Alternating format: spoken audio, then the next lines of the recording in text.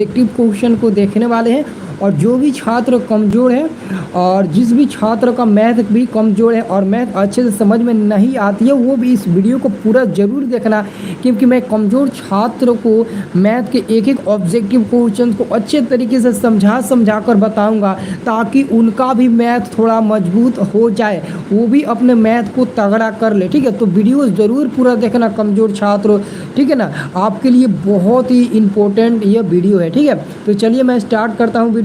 अभी तक आप लोगों ने लाइक नहीं किया है तो एक लाइक ज़रूर कर दीजिएगा, और अभी तक इस वीडियो को अपने दोस्तों के पास शेयर नहीं किए तो अपने दोस्तों के पास शेयर कर दीजिए, और सभी लोग अपने व्हाट्सएप ग्रुप या फिर टेलीग्राम ग्रुप, सब ग्रुप में एक एक वीडियो को शेयर कर दीजिए, ताकि सभी स्टूडेंट के पास ये मतलब कि वीडियो पहुंच जाए, क्योंकि ये वीडियो ना काफ़ी मतलब कि इम्पोर्टेंट है कमज़ोर छात्रों के लिए। ठीक है, तो चलिए एक एक क्वेश्चन को मैं अच्छे तरीके से समझाऊंगा, इतना सरल तरीके से समझाऊंगा ना कि आप लोग मतलब कि सोचोगे कि कितना अच्छा सर मतलब कि समझा रहे हैं। थोड़ा सा भी मतलब कि हम लोग मतलब कि ये नहीं सोचेंगे कि कितना टाइम लग रहा है, टाइम लगने देंगे, लेकिन हम लोग एक एक क्वेश्चन को अच्छे तरीके से समझने का प्रयास करेंगे। ठीक है ना, एक क्वेश्चन को अच्छे तरीके से समझने का प्रयास करेंगे। चलिए बहुत बहुत धन्यवाद है, सभी लोग हमारे साथ जुड़ चुके हैं। यहाँ पर आपका पहला नंबर प्रश्न है, भले ही आप कमेंट करते रहिए, बहुत ही अच्छी बात है, लेकिन हम आपको अच्छे तरीके से मतलब कि बताने का प्रयास करेंगे।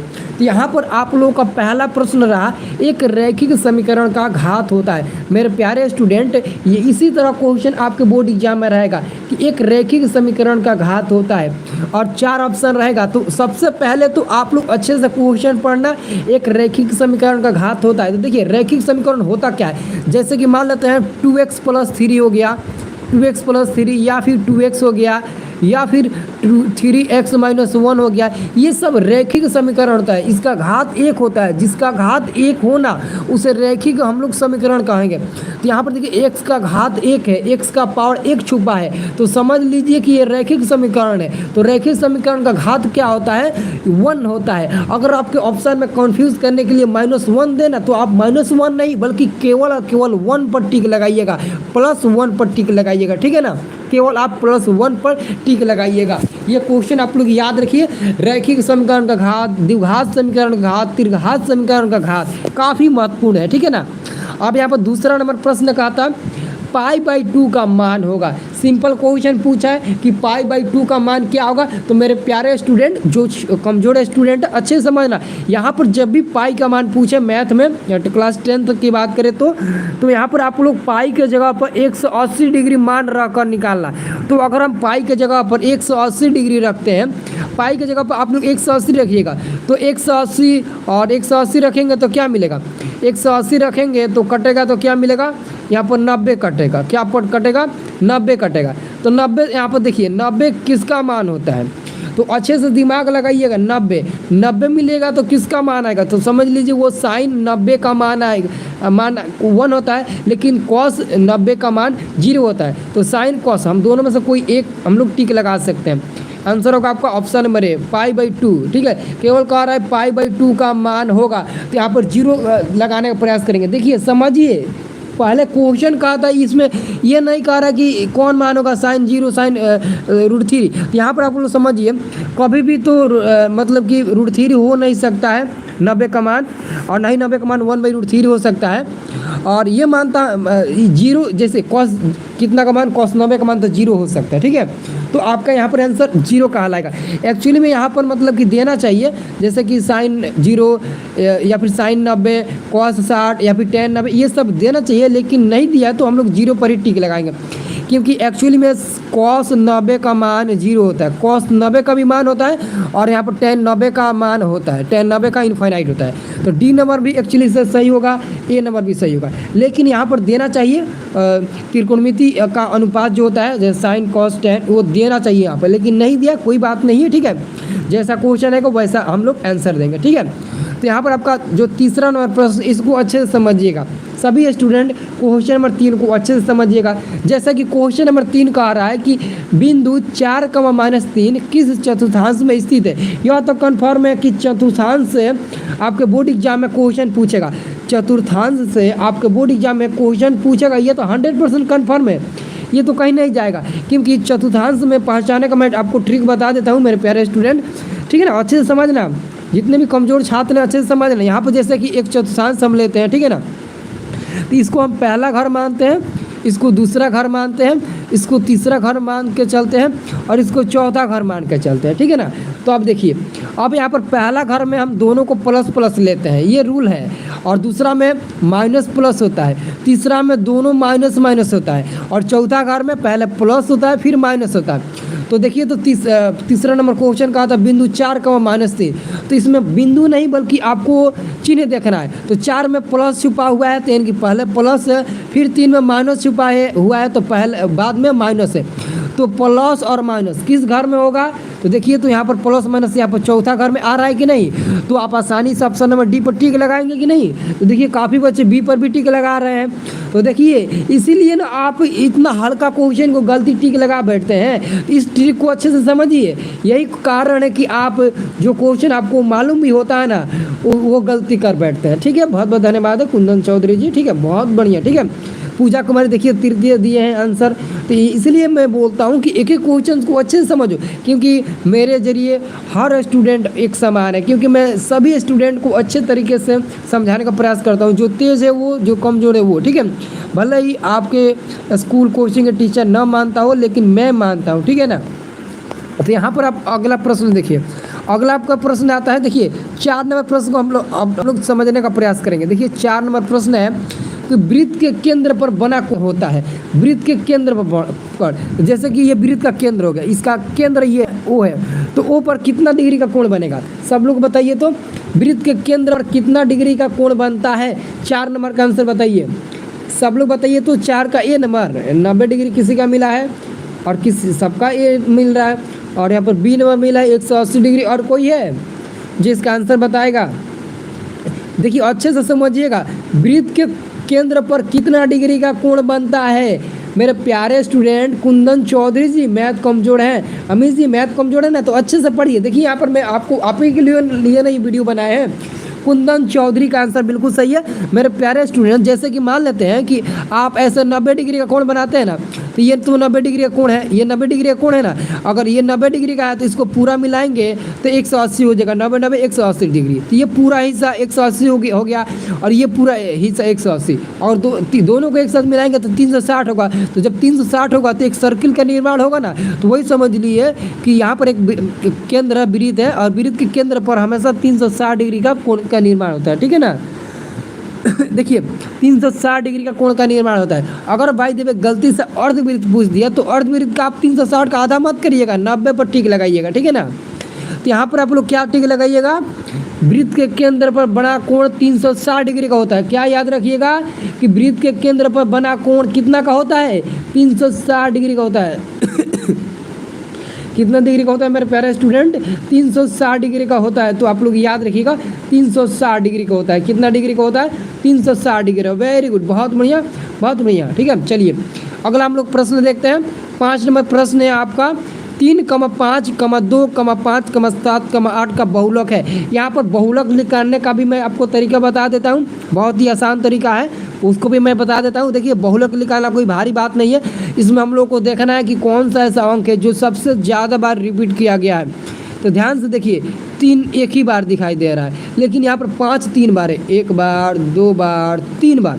5 जो है ना वो 3 बार है, तो समझ लीजिए आपका 5 ही आंसर हो जाएगा। 5 है कि नहीं, ये मत सोचिए कि 5 3 बार है तो 3 आंसर देंगे, नहीं, अंक 5 3 बार है तो 5 अंक होगा। ठीक है ना, 5 अंक होगा, याद रहिएगा ना, सॉरी याद रहेगा ना। अगला क्वेश्चन है आपका 6ठा नंबर, त्रिभुज ABC में AB एवं AC के मध्य बिंदु D एवं E इस प्रकार है कि DE समांतर BC तथा BC बराबर 8 सेंटीमीटर हो तो DE का मान क्या होगा। मेरे प्यारे स्टूडेंट, जब BC बराबर 8 सेंटीमीटर दे ऐसे हालात में DE समांतर BC के हालात में और DE का मान पूछते तो 8 का आधा क्या होता है, 8/2 कर दीजिए, 4 मिल जाएगा, 4 सेंटीमीटर। आंसर हो जाएगा C नंबर, क्या हो जाएगा 4 सेंटीमीटर। आंसर हो जाएगा C नंबर, क्या हो जाएगा 4 centimetre. Option number C answer हो जाएगा। ठीक है ना, आंसर हो जाएगा आपका ऑप्शन नंबर C 4 सेंटीमीटर। ठीक है, अगला प्रश्न देखिए, अगला आपका प्रश्न आता है 7 नंबर। 7 नंबर प्रश्न देखने से पहले एक बात समझ लीजिए, आज हमारे पास एक लड़की थी जो हमारे पास कॉल की थी।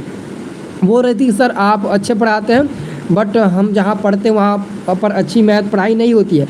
तो मैं उनको यही बात बोला कि देखो इस समय जो शिक्षा का स्तर है वो काफ़ी मतलब कि गिर गया है हमारे यहाँ, ठीक है, क्योंकि हमारे यहाँ हर कोई जो 10th पास भी नहीं किया या फिर 10th किसी न किसी तरह पास भी कर लिया है वो भी एक कोचिंग संस्था खोलकर मतलब कि टीचर बनकर बच्चे को पढ़ाने लगा है। लेकिन वहाँ पर दोस्तों मतलब कि वहाँ पर मत समझ लीजिए कि वो मतलब कि वहाँ पर ना टीचर्स का घटिया मतलब कि इस्तेमाल किया जाता है, ठीक है ना।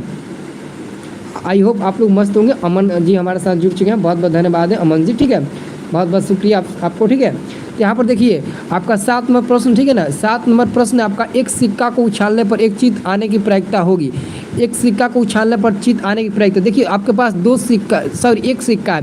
तो एक सिक्का जैसे कि आप क्रिकेट खेलते हैं ना, क्रिकेट तो सब कोई खेलता है, क्रिकेट नहीं तो आपका कोई भी हॉबी होगा, कोई भी मतलब कि हॉबी तो ज़रूर होगा, क्रिकेट या फिर फुटबॉल कोई भी मतलब की चीज़ खेलते होंगे।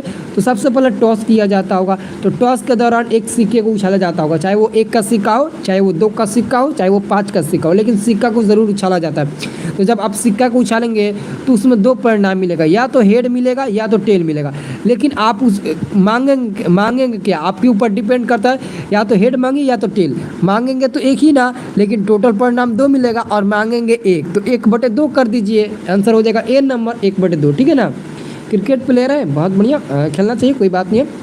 मतलब कि ज़िंदगी है तो हर चीज़ करना चाहिए, लेकिन सबसे ज़रूरी है ज़िंदगी में सक्सेसफुल पाना। देखिए ज़िंदगी को जीने के लिए और अच्छे मुकाम पर पहुंचने के लिए शिक्षा ही नहीं बल्कि शिक्षा के साथ साथ अच्छे संस्कार की भी ज़रूरत होती है, ठीक है ना, याद रखिए।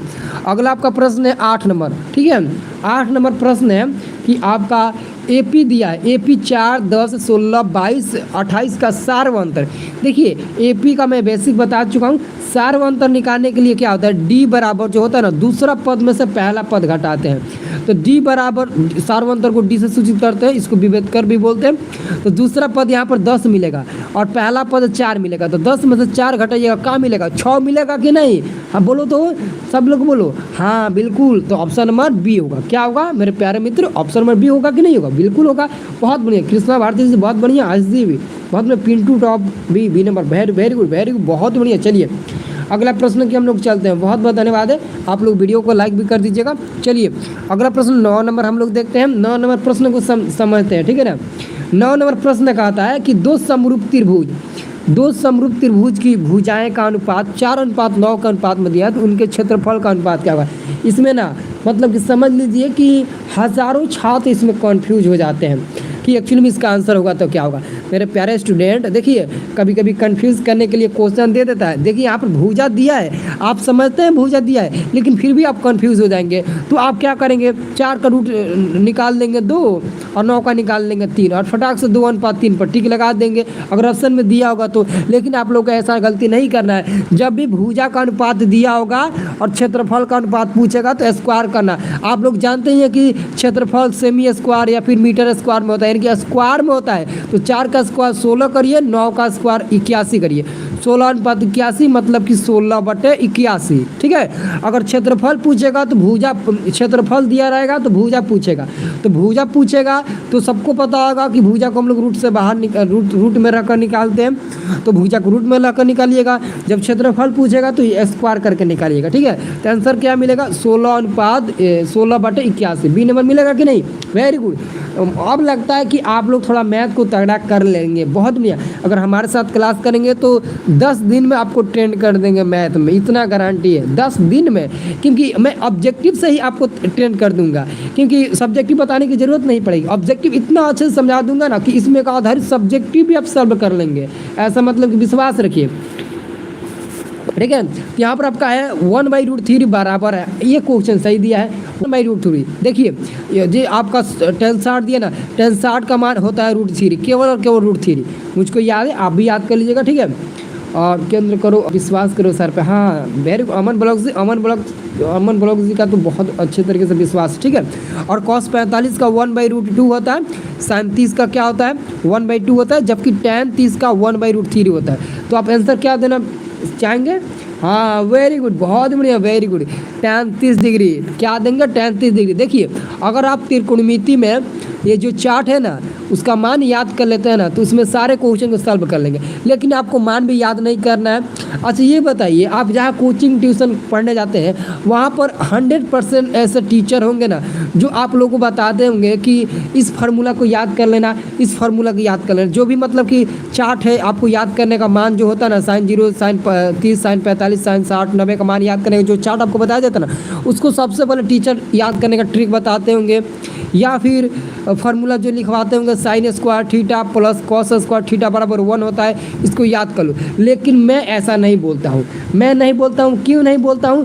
क्योंकि मेरे प्यारे स्टूडेंट, मैं बोलता हूँ कि एक बार जितना भी फार्मूला है उस फार्मूला को देखिए, जो चार्ट वाला फार्मूला है उसको एक कॉपी में एक इधर साइड लिख लो, और जो ये वाला फार्मूला है sine square theta plus cos square theta बराबर 1 होता है, sec square theta minus tan square theta बराबर 1 होता है, ये सब फार्मूले को इस साइड लिख लो और एक पेज को लिख लो और जहाँ पर पढ़ते हो वहाँ पर आपके सामने चिपका देना, ठीक है, दीवार पर। या फिर आप उसको मतलब कि कॉपी जहाँ पर पढ़ना है उसके आगे रख लेना और मात्र 2 दिन त्रिकोणमिति चैप्टर बनाना, त्रिकोणमिति चैप्टर बनाना, मान रखने वाला या फिर सिद्ध करने वाला, और देख देख कर बनाना कि कौन सा मान रखेंगे, किसका मान कितना हो रहा है। और उसके बाद से मतलब कि जो फार्मूला उसको भी देख कर मतलब बनाइएगा। मात्र 2 दिन बनाने का देख कर प्रयास करिएगा। और तीसरा दिन देखिएगा, मैं चैलेंज के साथ बोलता हूँ ना, तीसरा दिन आपको फार्मूला देखने की आवश्यकता नहीं पड़ेगी। क्योंकि मेरे प्यारे स्टूडेंट, जो भी बंदा फार्मूला याद करता है वो कभी भी मैथ को सक्सेसफुल नहीं बना सकता है।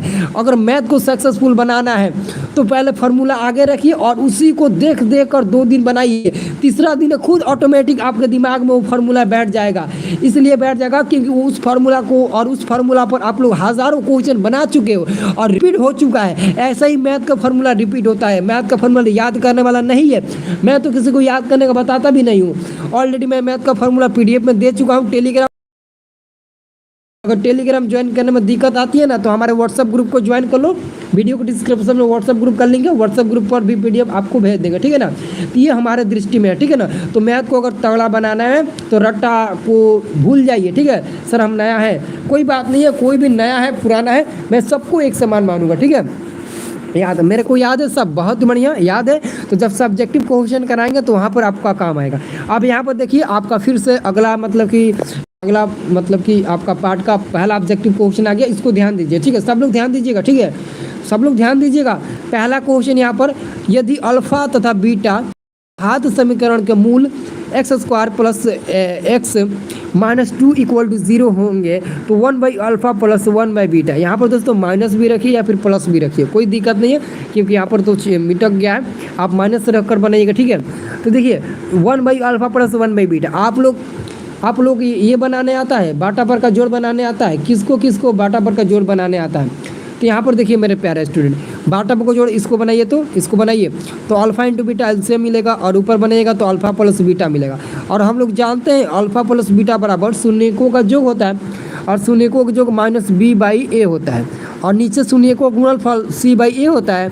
तो a से a कट जाएगा, बचेगा -b/c। तो यहाँ पर दोस्तों आप b का मान क्या रखिएगा? b का मान तो -1 दिया है और c का मान -2 दिया है, कटेगा तो 1, बहुत बढ़िया 1/2 होगा। सर जी कृष्णा बिहारी बहुत बहुत धन्यवाद है सर। हम बहुत कमज़ोर हैं, तो कमज़ोर है ना, तो आप अच्छे जगह पर आए हैं और काफ़ी अच्छे मतलब कि चैनल का भी आपको पाला पड़ा है। आपको इस चैनल के माध्यम से अच्छे से पढ़ाई किया जाएगा और आप अच्छे से पढ़ना, ठीक है। थोड़ा आप भी मेहनत करना, क्योंकि आप केवल टीचर पर डिपेंड रहेंगे ना तो आप अच्छे मुकाम पर नहीं पा सकते। कम से कम थोड़ा सा भी मतलब कि 5% भी आप घर में मेहनत करने का प्रयास करिएगा, ठीक है ना। यहाँ पर आपका दूसरा प्रश्न है, यदि बहुपद px = x² - 2x प्लस 5 के शून्यक और a, b हो तो a, b का मान होगा। समझ लीजिए अल्फा, बीटा का मान पूछ रहा है, यानी कि अल्फा इंटू बी था। तो सबको पता है अल्फा इंटू बीटा बराबर c/a होता है।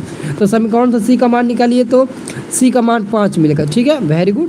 और a का मान 1 मिलेगा, तो 5 में 1 में भाग देंगे तो 5 ही ना मिलेगा, यानी कि आंसर होगा ऑप्शन नंबर A, -5 नहीं केवल 5, ठीक है। हाँ बहुत बहुत धन्यवाद है। हमें भूल गए हैं क्या? नहीं भूले हैं, किसको भी नहीं भूले, ठीक है। तो जल्दी से यार वीडियो को सब लोग लाइक करो, वीडियो को जल्दी से लाइक करो। तो पहले आप लोग वीडियो को लाइक करो। अगला क्वेश्चन है आपका 3 नंबर, 2 परिमेय संख्याओं के बीच कितनी परिमेय संख्या हो सकती है? तो देखिए, दो परिमेय संख्याओं के बीच कितनी परिमेय संख्या हो सकती है, आपको बताना है। चलिए सर मेरा बात भी सुनिए। कुंदन चौधरी जी बोलिए। यहाँ पर क्लास चल रहा है ना, तो ज़्यादा मतलब कि बात ना करिए, वही बेहतरीन है। ठीक है, अच्छे से पहले समझिए क्वेश्चन को, नहीं तो आप मैथ कैसे मजबूत कर पाएंगे। ठीक है, अगर आप सभी का कमेंट पर ही ज़्यादा ध्यान दें तो मतलब कि एक एक का कमेंट पढ़ने लगेंगे ना, तो मतलब कि ज़्यादा समय भी बर्बाद होगा और कोई भी अच्छे से एक भी क्वेश्चन को समझ भी नहीं पाएगा। ठीक है, तो ज़्यादा ध्यान दीजिए। आंसर होगा आपका डी नंबर। दो परिमेय संख्याओं के बीच दो परिमेय संख्याओं के बीच कितनी परिमेय संख्या हो सकती है, तो मेरे प्यारे स्टूडेंट अनंत परिमेय संख्या हो सकती है। कितना, तो अनंत परिमेय संख्याएं हो सकती है। ठीक है, अनंत परिमेय संख्याएं हो सकती है। और चौथा नंबर प्रश्न है, किसी बरम्बरता का बहुलक होता है। देखिए, किसी बरम्बरता का बहुलक क्या होता है, कम से कम बरम्बरता मान, माध्यतम बरम्बरता मान, अधिकतम बरम्बरता मान, ये इनमें से कोई नहीं। तो बता दीजिए किसी बरम्बरता बहुलक का मान होता है। हाँ हाँ मेरे प्यारे स्टूडेंट, बहुत बढ़िया Krishna Bihari ji. Answer C number होगा, अधिक बरम्बरता मान। क्या होगा, अधिक बरम्बरता मान होगा। ठीक है, याद रखिए, अधिक बरम्बरता मान होगा। वेरी गुड, बहुत ही बढ़िया, बहुत बढ़िया। किसी बरम्बरता बहुलक का मान होता है तो अधिक बरम्बरता मान। ठीक है, सी नंबर वाला आंसर होगा। ठीक है, सब लोग याद कर लीजिए। ठीक है, चलिए आपका अगला प्रश्न 5 नंबर आता है। 5 नंबर प्रश्न है, यदि समानांतर चतुर्भुज की सभी भुजाएं एक वृत्त को स्पर्श करे तो वह समानांतर चतुर्भुज होगा। जैसे कि मान लेते हैं एक समानांतर चतुर्भुज है, अगर ये एक वृत्त को स्पर्श करे, मान लेते हैं ये वृत्त सबको मतलब कि सभी वृत्त पर स्पर्श करे, माने कि टच करे, यहाँ भी स्पर्श करे, यहाँ भी, यहाँ भी, यहाँ भी, तो यह क्या कहलाएगा, यह मतलब कि क्या कहलाएगा, तो आप बता सकते हैं, बता सकते हैं। डी नंबर समलम चतुर्भुज। नहीं, डी नंबर तो नहीं होगा। और कोई है जो इसका आंसर बताएगा? नहीं नहीं, लगता है कि डी नंबर, नहीं नहीं, डी नंबर नहीं होगा मेरे प्यारे स्टूडेंट, समचतुर्भुज होगा, समचतुर्भुज। आंसर होगा सी नंबर, समचतुर्भुज। ठीक है ना, सब लोग याद रखना, समचतुर्भुज होगा, समचतुर्भुज। ऑप्शन नंबर आपका सी होगा, ग नंबर वाला समचतुर्भुज। याद रखिएगा, ये क्वेश्चन बहुत इंपॉर्टेंट है, VVI क्वेश्चन है। ठीक है ना, एक एक क्वेश्चन VVI है। ठीक है ना, समचतुर्भुज क्या कहलाएगा, क्या कहलाएगा मेरे प्यारे स्टूडेंट, समचतुर्भुज कहलाएगा। ठीक है, तो आपका आंसर होगा ऑप्शन नंबर ग यानी कि डी नंबर। अगर आप सभी का इजाज़त है तो मैं थोड़ा पानी पी सकता हूँ, क्योंकि थोड़ा गला सूख रहा है। अगर आप सभी का इजाज़त हो तो मैं पी सकता हूँ, मात्र आप हमको 30 सेकंड का टाइम दीजिए, 30 सेकंड में मैं पानी पी लूँगा। ठीक है, अगर आप सभी का इजाज़त होगा तो मैं ज़रूर। ठीक है, ठीक है, ठीक है सर, ठीक है, चलिए मैं मात्र 30 सेकंड का टाइम लेता हूँ। ठीक है, यहाँ पर देखिए एक लड़का कमेंट का, सर मेरा डमी रजिस्टर का निकल नहीं रहा है। तो देखिए जिसका मोबाइल में नेटवर्क फास्ट चलता है उसके मोबाइल में डाउनलोड हो जाएगा। ठीक है, यहाँ पर डाउनलोड नहीं हो रहा है, और जिसका भी मोबाइल में फास्ट नेटवर्क चलता है और डाउनलोड हो पा रहा है, कमेंट करके बता दीजिए, वो बंदा निकाल कर आपको भेज देगा। ठीक है, थोड़ा पानी पी लें।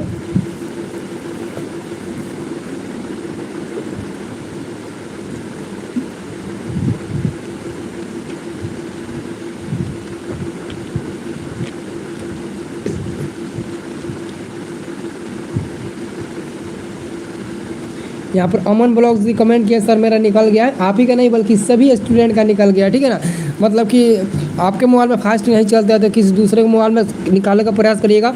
अगर नहीं निकलता है ना तो समझ लीजिए कि आपका कुछ ना कुछ उसमें गलती है। जब आप एडमिशन कराए होंगे तो जो फॉर्म पर मतलब कि आप एड्रेस, नाम, पिता का नाम, पिता का नाम, डेट ऑफ बर्थ फिलअप किए होंगे, उसी को आप वहाँ पर फिलअप करके आप लोग देखिएगा। नहीं तो कितने लोग नाम है कुछ और कुछ और फिलअप कर रहे हैं तो नहीं बता पा रहे। ठीक है ना, अच्छे से देखकर आधार कार्ड के जरिए आप चेक करिएगा। ठीक है, चलिए यहाँ पर एक लड़के ने कमेंट किया था, नहीं पानी नहीं पीना है। चलिए कोई बात नहीं है, टेस्ट का नोटिफिकेशन नहीं आता, टेस्ट का नोटिफिकेशन आएगा। चलिए अगला आपका प्रश्न आता है 6 नंबर आपका प्रश्न आ गया। बिंदु 2,3 की मूल बिंदु से दूरी होगी, बिंदु 2,3 से मूल बिंदु की दूरी होगी। तो सबसे पहले देखिए, हाँ चलिए यहाँ पर देखिए जिसके भी मोबाइल में चेक हो पाए तो यहाँ पर निशांत कुमार अपना फुल एड्रेस दिए हैं, 26,032 Nishant Kumar, Praveen Sharma, date of birth 22/5/2005। इसको निकाल कर थोड़ा हमारे व्हाट्सएप पर सेंड कर दीजिएगा ताकि मैं निशांत कुमार को मतलब कि भेज दूँ। ठीक है, जो भी स्टूडेंट हमारे प्रिय हैं जो निकाल कर भेजेगा, बहुत बहुत धन्यवाद मैं कहना चाहूँगा उनको कि आप मतलब कि इनका निकाल कर थोड़ा भेज दीजिएगा। ठीक है, हमारे व्हाट्सएप पर भेज दीजिएगा। सभी के पास तो मेरा मोबाइल नंबर ऑलरेडी है और ऑलरेडी आप लोग हमारे व्हाट्सएप ग्रुप को ज्वाइन कर लीजिए। वीडियो के डिस्क्रिप्शन में है व्हाट्सएप ग्रुप, जल्दी से आप लोग ज्वाइन कर लीजिए, ठीक है ना, व्हाट्सएप ग्रुप, ठीक है। चलिए यहाँ पर आपका आ गया बिंदु 2,3 की दूरी मूल बिंदु से होगी। तो सबसे पहले मूल बिंदु की दूरी क्या होता है? मूल बिंदु का निर्देशांक होता है 0,0। तो मूल बिंदु से हम लोगों का दूरी निकालना है 2,3 की, ठीक है। तो याद रखिए मूल बिंदु से किसी बिंदु का दूरी क्या होता है? अंदर रूट में होता है x² + y²। मूल बिंदु से दूरी होता है, ये फार्मूला पूछता भी है, तो इस पर रखिएगा 2 का स्क्वायर 4, 3 का स्क्वायर 9, रूट में 13 मिलेगा। तो देखिए तो 13 है कहीं, हाँ यहाँ पर ऑप्शन नंबर सी में है 13, तो आप लोग 13 पर टिक लगाइएगा, ठीक है ना। अंदर रूट 13, ठीक है ना, क्योंकि मूल बिंदु से दूरी यही होता है अंदर रूट x² + y², और इस पर रकम बनाएंगे तो रूट 13 मिल जाएगा, ऑप्शन नंबर 3, ठीक है। अगला आपका प्रश्न आता है 7 नंबर, इसको अच्छे से सॉल्व करना होगा। हमको नहीं लगता है कि यहाँ पर मैं इसको सॉल्व कर पाऊँगा, लेकिन मैं आपको बता देता हूँ, ठीक है। यहाँ पर देखिए एक अर्धगोले का आयतन, सबसे पहले अर्धगोले का आयतन होता है 2/3 पाई r3, ठीक है। अर्धगोले का आयतन 19,404 दिया है, ठीक है। और अर्धगोले का कुल पृष्ठीय क्षेत्रफल पूछ रहा है। तो यहाँ से दोस्तों आपको r का मान निकल जाएगा। यहाँ से देखिए पाई का मान 22/3 रखिए और यहाँ से आप r का मान निकाल लीजिएगा। जब r का मान निकल जाएगा तो अर्धगोले का संपूर्ण पृष्ठीय क्षेत्रफल 3 पाई r² होता है, ठीक है ना। तो r का मान जब निकालिएगा तो r का मान यहाँ पर रख कर आप अर्धगोले का संपूर्ण पृष्ठीय क्षेत्रफल निकाल लीजिएगा। तो निकालिएगा तो आपका आंसर मिलेगा ऑप्शन नंबर 41,58 सेमी²। ऑप्शन ए मिलेगा। हो सकता है कि मतलब कि 20 भी मिल जाए, लेकिन 110% आपका ऑप्शन नंबर ए ही मिलेगा। इसको निकाल लीजिएगा, जैसे मैं बताऊं वैसे ही निकालिएगा। ये फार्मूला पहले रखिएगा 2/3 पाई r³ बराबर 19,404। उसके बाद से r का मान जब मान निकल जाएगा तब आप लोग 3 पाई r² रख दीजिएगा और गोले का संपूर्ण पृष्ठीय क्षेत्रफल 3 पाई r² होता है, ठीक है ना। चलिए अगला आपका क्वेश्चन है यहाँ पर 8 नंबर प्रश्न है, निश्चित घटना की प्रायिकता होती है। 8 नंबर प्रश्न है कि निश्चित घटना की प्रायिकता होती है। मेरे प्यारे स्टूडेंट, निश्चित घटना यानी कि संभव कहिए या निश्चित कहिए, दोनों का मतलब एक ही होता है। क्या होता है? निश्चित घटना की प्रायिकता होती है। देखिए ये बात हुई ना, यहाँ पर अमन ब्लॉग्स कमेंट किए, हो जाएगा निशांत भैया, बहुत बढ़िया बात है, बहुत ही अच्छी बात है। काफ़ी अच्छा लगा यहाँ पर अमन ब्लॉग से, आपका हर कमेंट हमें अच्छा लगता है, बहुत बहुत शुक्रिया आपको, ठीक है। तो यहाँ पर देखिए आपका आंसर होगा 8 का, निश्चित घटना की प्रायिकता 1 होती है। आंसर होगा ए नंबर, निश्चित या फिर संभव, दोनों का मतलब एक ही होता है, ठीक है। बहुत बढ़िया, वेरी गुड। क्या नाम है? कृष्णा भारती जी, कृष्णा बिहारी जी, क्या बात है। चलिए अगला क्वेश्चन है, बोला भाई। चलिए अगला आपका प्रश्न रहा यहाँ पर, अगला प्रश्न है 9 नंबर, 1 + tan² थीटा का मान है।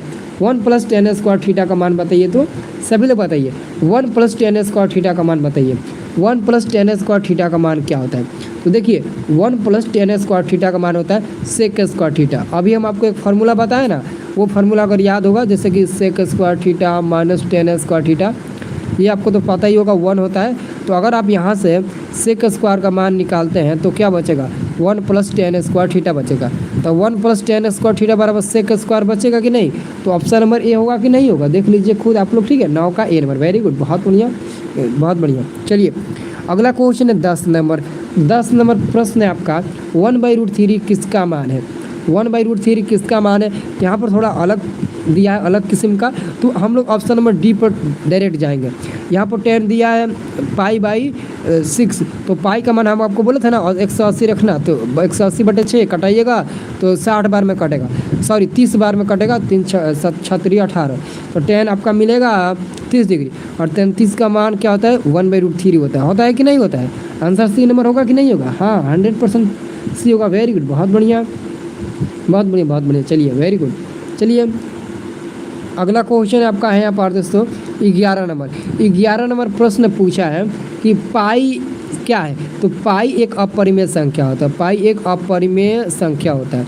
11 का आंसर होगा पाई एक अपरिमेय संख्या होता है। क्या होता है? अपरिमेय संख्या होता है, ठीक है। और 12 का होगा चर घात वाले बहुपद है।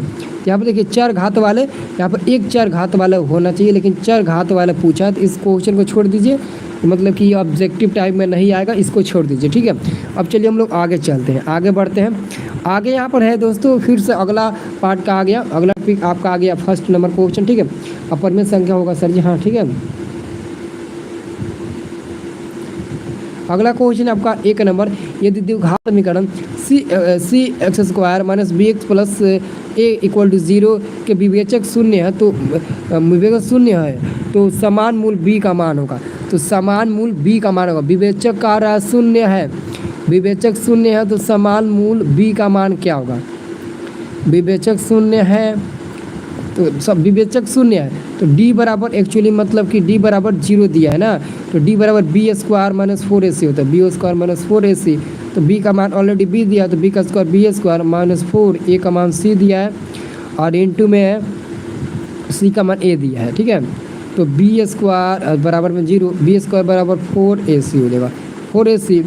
तो क्या पूछा है यहाँ पर b का मान पूछा है ना,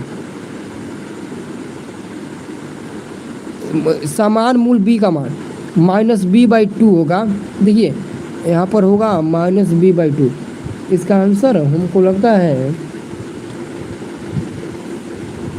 आंसर इसका देखिए समान मूल b का, हाँ चलिए इसका आंसर होगा ए बी नंबर, क्योंकि यहाँ पर दोस्तों अल्फ़ा बराबर भी माइनस b/2a होगा और बीटा बराबर भी माइनस b/2a होगा। लेकिन यहाँ पर दोस्तों आपको कन्फ्यूज़न है, यहाँ पर आप आंसर बी टिक नहीं लगाएंगे, क्योंकि हमको पता है अल्फ़ा बराबर बीटा बराबर माइनस b/2a होता है, लेकिन b के जगह पर माइनस क्या है, b के जगह पर माइनस b है और यहाँ पर दोस्तों 2 और a के जगह पर c है, a के जगह पर c है, ये कटेगा तो b/2c बचेगा, तो 110% ऑप्शन नंबर ए मिलेगा। थोड़ा याद करो तो देखो आंसर ए नंबर मिलेगा कि नहीं मिलेगा, याद करो, याद करने का प्रयास करो, ए मिलेगा कि नहीं मिलेगा।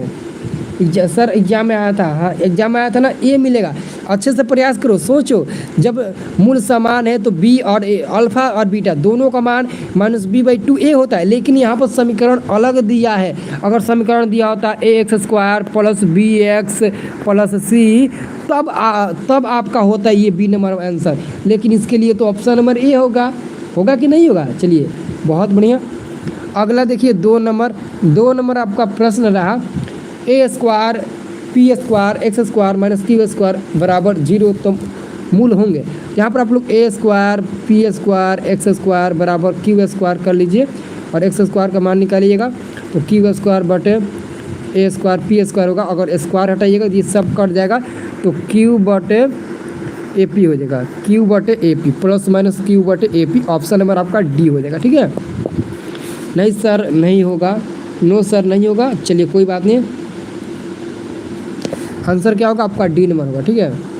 क्या होगा ऑप्शन नंबर डी हो जाएगा, ठीक है। यहाँ पर दूसरा का आंसर हो जाएगा डी नंबर। और जबकि यहाँ पर तीसरा नंबर प्रश्न देखिए, तीसरा नंबर सबको ही प्रश्न देखिए, तीसरा नंबर प्रश्न को सॉल्व करेंगे। यदि अर्धवृत्त का व्यास क्या होता है, देखिए वृत्त का व्यास 2d होता है, लेकिन अर्धवृत्त का व्यास d/2 हो जाएगा, बराबर 14 दिया है। तो अर्धवृत्त का परिधि बताना है, अर्धवृत्त का परिधि केवल πr होता है, तो यहाँ पर वृत्त का व्यास क्या होगा 2r होता है, तो इसको 2 से भाग देंगे कट जाएगा, यानी कि r बराबर 14 ही मिलेगा। और यहाँ पर वृत्त का परिधि होता है π/r, तो यहाँ पर 22/7 होगा गुणे में 14r का मान, 7 दूना 14, 22 दूना 44, तो 44 तो ऑप्शन में दिया नहीं है, तो आंसर क्या होगा। सर ये पूरी बुक के प्रश्न है, हाँ ये पूरा बुक का प्रश्न है। देखिए तीसरा का तो आंसर दिया ही नहीं है, क्योंकि आप देखो अगर अर्धवृत्त का व्यास हम लोग अर्धवृत्त का व्यास रखेंगे तो आंसर नहीं दिया है, लेकिन अगर केवल हम वृत्त का व्यास रखकर बनाएंगे तो इसका आंसर 100% दिया है। तो आप क्या रखकर बनाना चाहेंगे, सबको पता है अर्धवृत्त का व्यास मतलब कि अर्धवृत्त का व्यास, देखिए वृत्त का व्यास क्या होता है डी होता है, यानी कि 2r बराबर डी होता है, डी बराबर 2r होता है, तो अर्धवृत्त का कहेगा तो आधा हो जाएगा ना, इसका आधा होगा कि नहीं होगा। तो अगर आप अर्धवृत्त का व्यास के अनुसार बनाएंगे तो इसका आंसर 44 सेंटीमीटर मिलेगा, 44 सेंटीमीटर। अगर आप केवल वृत्त के और केवल वृत्त के व्यास के अनुसार बनाएंगे तो इसका आंसर हमको लगता है मिल जाएगा 24 ऐसे करके मिलेगा, ठीक है। लेकिन सर बी होगा, नहीं बी नहीं होगा। कृष्णा बिहारी बी नहीं होगा, रंग दूसरा करिए ना सर।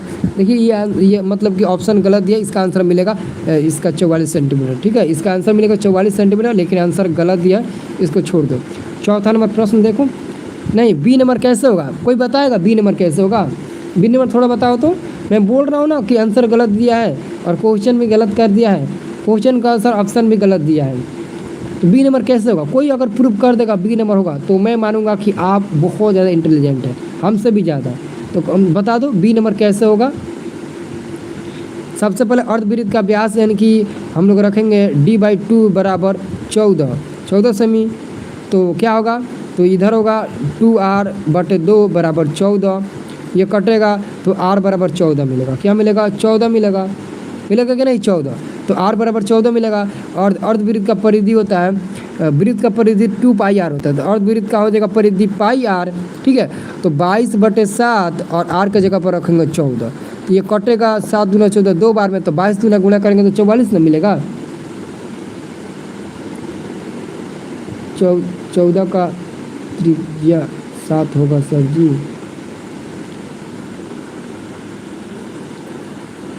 अरे मेरे प्यारे स्टूडेंट, आप अच्छे से समझने का प्रयास क्यों नहीं करें? सर प्लीज़ रंग चेंज करिए ना सर। यहाँ पर कह रहे हैं कि कृष्णा बिहारी जी 14 का त्रिज्या 7 होगा सर जी। आप पहले अर्धवृत्त देखिए, अर्धवृत्त का व्यास क्या होता है, कोई बताएगा? अर्धवृत्त का व्यास क्या होता है? r बराबर 7 नहीं होगा ना, r बराबर 7 नहीं होगा, 7 होगा ही नहीं। पहले आप बताओ ना, कल जो ये पेपर है मैथ का उसमें आएगा? हाँ बिल्कुल आएगा, कल मैथ का पेपर है क्या? बिल्कुल आएगा, कल मैथ का पेपर है क्या? अच्छा बताओ, अर्धवृत्त का परिधि क्या होता है? अर्धवृत्त का व्यास, अरे यार वृत्त का व्यास d बराबर 2 होता है। जब वृत्त का व्यास 2r होता है तो अर्धवृत्त का व्यास केवल r ना होगा। अच्छे से देखो, d2 परिधि 1/2 पाई में टूट रहे पर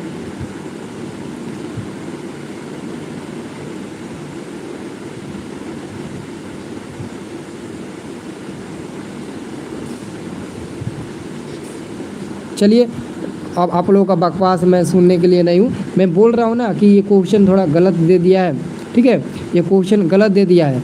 अर्धवृत्त का व्यास, अर्धवृत्त का परिधि, अर्धवृत्त का व्यास, इसमें काफ़ी लोचा है इस सवाल में, ठीक है। तो देखिए मैं बता दिया ना, इसका आंसर 44 सेंटीमीटर मिलेगा, जो ऑप्शन में नहीं दिया है।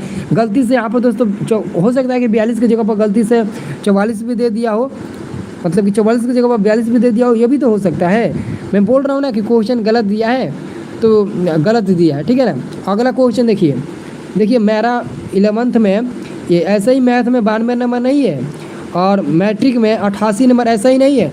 मैं मैथ को बहुत ही अच्छे तरीके से पढ़ा हूँ और मैं जैसे पढ़ा हूँ वैसे आप लोगों को मैं पढ़ाने का प्रयास करता हूँ, ठीक है ना। अगला क्वेश्चन है, किसी असममित बंटन का माध्य और माध्यक क्रमशः इतना और इतना दिया है तो बहुलक होगा। तो याद रखिए, बहुलक बराबर होता है 3 माध्यक, तो 3 गुणे माध्यक का मान 27.9 दिया है, -2 माध्य, तो 2 गुणे 26.8 हो जाएगा, 26.8 हो जाएगा। तो गुणा करिए तो 3 9 3 27 कर 7 7 3 21 21 और 2 23 कर 3 7 3 दूना 6 1 7 73 दशमलव और माइनस यहाँ पर मिलेगा 8 दूना 16 कर 6 दशमलव 6 दूना 12 1 13 कर 3 और 2 दूना 4 1 5 यानी कि 53 मिलेगा। तो यहाँ पर घटेगा 0.2 यानी कि 20.1 कहीं दिया है नहीं, 30.1 मिलेगा, 30.1 मिलेगा कि 20.1 मिलेगा। और यहाँ पर क्या बचेगा, 6 2 8 ना होगा, 9 3 27 के साथ सॉरी रुकिए, यहाँ पर थोड़ा कन्फ्यूज़न है, ठीक है ना, इसमें थोड़ा कन्फ्यूज़न है हमें, ठीक है। इसको अच्छे से देख लेते हैं।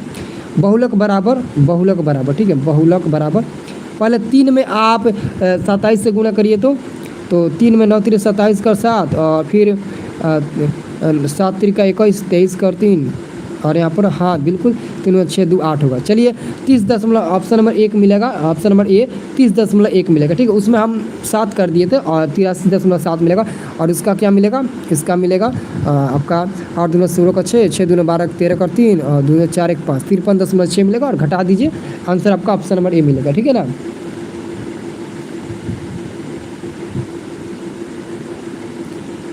आपका कल मैथ का पेपर है क्या, चलिए कोई बात नहीं, मैथ का पेपर है, अच्छे से पढ़िएगा।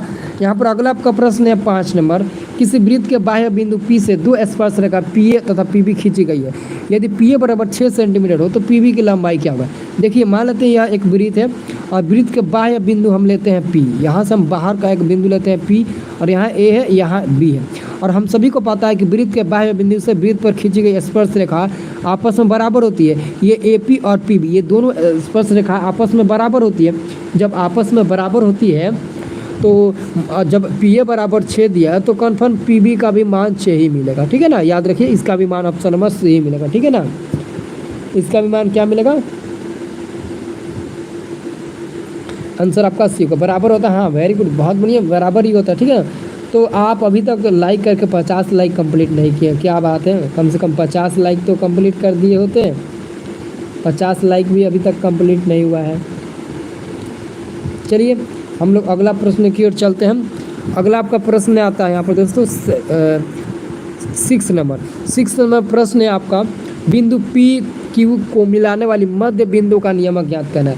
मेरे प्यारे स्टूडेंट, सबको पता होगा कि मध्य बिंदु का नियमक कैसे निकालते हैं। मध्य बिंदु नियमक निकालने के लिए मैं आपको एक तरीका भी बताया था और मैं बोला था कि आप लोग इसी ट्रिक से निकालिएगा, एकदम निकल जाएगा। मध्य बिंदु का नियामक निकल जाएगा, काफ़ी इंपॉर्टेंट है, ठीक है। तो मैं आपको बता देता हूँ, आप लोग वैसे निकालिएगा। जैसे मध्य बिंदु का नियमक निकालने के लिए दोनों बिंदु का पहला जोड़िए, तो जैसे कि पहले हम दोनों बिंदु का लेते हैं, इसमें पहले क्या है -2 है तो -2 लेंगे और फिर -6/2 से भाग देंगे, फिर दोनों का दूसरा जोड़कर 2 से भाग देंगे। इधर तो मिल जाएगा -4, इधर मिल जाएगा 2, तो -4 2 ऑप्शन नंबर बी में दिया है। ऑप्शन नंबर बी सही हो गया कि नहीं। चलिए बहुत अच्छी बात है, आंसर बी हो गया, ठीक है। चलिए अगला आपका प्रश्न आता है, 2 वृत्तों की परिधियाँ। यही क्वेश्चन एक लड़का हमसे पूछा था कॉल करके, सर इसमें क्वेश्चन इसका आंसर क्या होगा। 2 वृत्तों की परिधियाँ 2:3 का अनुपात दिया है परिधि, तो उनकी त्रिज्या का अनुपात क्या होगा, त्रिज्या का अनुपात बताना है। तो क्या इसका क्षेत्र स्क्वायर करोगे, क्या करोगे, स्क्वायर करोगे कि वैसे ही छोड़ दोगे। फ्रेश फ्लोर का B नंबर, बाकी सभी का A नंबर, आयुष कुमार का A नंबर। नहीं मेरे प्यारे स्टूडेंट, जैसे 2 वृत्त है, जैसे कि मान लेते हैं 2π एक R1 हो गया और एक 2π R2 हो गया, दोनों का अनुपात 2:3 दिया है और कह रहा है इनकी त्रिज्या का अनुपात। तो सबसे पहले 2 से 2 कटेगा, पाई से पाई कटेगा, तो R1/R2 बचेगा और वही मिलेगा जो ऑलरेडी दिया है, तो 2:3 ही मिलेगा। 2:3 ऑप्शन नंबर बी ही मिलेगा, 2:3, ठीक है। क्या मिलेगा, ऑप्शन नंबर बी ही मिलेगा, 2:3, ठीक है ना। याद रखिए 2 ही मिलेगा, ऑप्शन नंबर आपका बी नंबर। चलिए अगला क्वेश्चन है आपका 8 नंबर, किसी असंभव घटना की प्रायिकता होती है। अब यहाँ पर पूछती है असंभव को PE- से हम लोग सूचित करते हैं, PE- से। तो असंभव घटना की प्रायिकता क्या होती है। Sir read so hard and don't like the video, please भैया कर दो, क्या बात है, ठीक है। Thank you so much, thank you. चलिए बताइए, तो देखिए इसका मान होता है 0, ठीक है। और निश्चित घटना की प्रायिकता का मान 0 होता है, यानी कि देखिए 0 नहीं दिया बल्कि 0 कर दिया है, कंफ्यूज करने के लिए 0 कर दिया है। लेकिन कोई बात नहीं, हम लोग कंफ्यूज नहीं होंगे, ठीक है ना। -1 नहीं ना होगा मेरे प्यारे स्टूडेंट, क्योंकि प्रायिकता का मान कभी माइनस में होता ही नहीं है। ये तो बात है, प्रायिकता का मान कभी माइनस में होता ही नहीं है और 1 से ज़्यादा होता भी नहीं है। नहीं 1 से ज़्यादा होता है, नहीं 1 से कम होता है, सॉरी नहीं 0 से कम होता है। अगला क्वेश्चन आपका, निम्नलिखित में √2 किसके बराबर है। 9 नंबर है, निम्नलिखित में √2 किसके बराबर है। तो सबसे पहले tan 60 का तो मान हम लोग जानते हैं √3 होता है, ये तो नहीं होगा। cos 45 का भी हम लोग जानते हैं 1/√3 होगा, ये भी नहीं होगा। sin 30 का भी जानते हैं 1/2 होता है, ये भी नहीं होगा।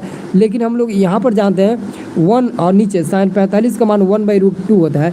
अगर √2 को ऊपर ले जाएंगे तो केवल √2 मिलेगा, तो यही हमारा आंसर सही हो जाएगा, यही हमारा आंसर सही भी हो जाएगा, ठीक है। क्या हो जाएगा, जल्दी से लाइक करके 50 लाइक कम से कम कंप्लीट कर दो। पहले तो 200 लाइक कंप्लीट हो जाता था, लेकिन आजकल तो 50 लाइक भी कंप्लीट नहीं हो रहा है। चलिए कोई बात नहीं है। अब हम लोग अगला क्वेश्चन देखेंगे 9 नंबर प्रश्न है।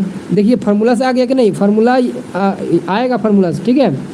9 sec square theta minus 9 tan square theta बराबर है, तो सबसे पहले 9 कॉमन लेंगे, sec square theta minus 10 square theta bracket में छोड़ देंगे और फिर इसको गुणा करेंगे तो मिल जाएगा। अब देखिए 9 गुणे इनका मान क्या होता है, इस फार्मूला का मान क्या होता है 1 होता है, तो 9 × 1 बराबर क्या होगा 9 ही ना होगा, तो इसका भी आंसर मिल जाएगा ऑप्शन नंबर बी 9।